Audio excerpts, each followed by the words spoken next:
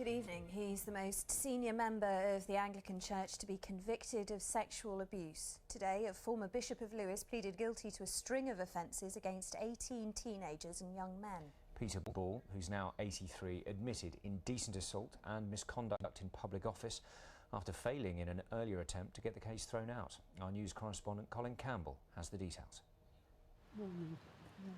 Police say Bishop Peter Ball used religion as a cover to groom and sexually abuse young men and teenage boys. The highly manipulative and grooming individual has basically got young men to come to his address in the guise of Christianity, and in that cloak has then picked on the most vulnerable and used them for his own sexual purposes. This is where he carried out much of the abuse in the 70s and 80s, the rectory in Littlington, East Sussex. I get up at just after 4 every morning and then have an hour and a half of personal prayer. Living amongst young men, Ball allowed a film crew to document the religious scheme. When it came to the abuse was both sexual, mental, physical. Neil Todd was one of the many who attended. He complained to police in 1993, but Ball avoided prison, accepting a police caution, despite other complainants bravely coming forward. I basically believe he did actually get away very lightly with the crime that he committed. And I do believe that there were other young people out there maybe experienced a similar scenario as myself.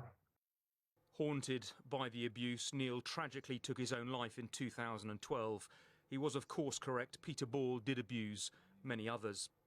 It was, though, the assistance the disgraced bishop received after resigning in 1993 that compounded Neil's agony. The church should be asking serious questions now at this point, how such a senior figure in the life of the church was able for over 20 years to avoid justice. It is no secret that Bishop Peter Ball had friends in high places. Seen here greeting Prince Charles, Ball described the Prince as a loyal friend. Prince Charles provided the bishop with accommodation after Ball was cautioned for sexually abusing Neil Todd. Phil Johnson says Ball abused him when he was 13 in front of paedophile vicar Roy Cotton. Ball today denied that charge, but it will remain on his file.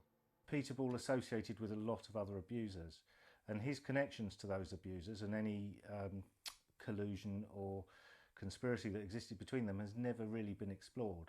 You know, this is a case where yet again there has been a plea bargain, so the evidence has not been fully examined in court. What is for certain is Bishop Peter Ball's victims have had a very long and frustrating wait for justice.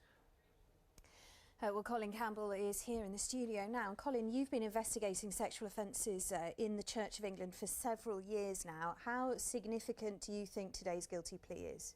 Peter Ball is the highest ranking member of the Church of England to admit to sexual offences of this kind. It's also significant, though, because he is the first member of the Church of England to plead guilty to this very serious charge of misconduct in a public office. Now, it is a charge which carries a maximum of a life sentence, and it does appear that it sets a legal precedent and could in the future have serious implications for the Church of England.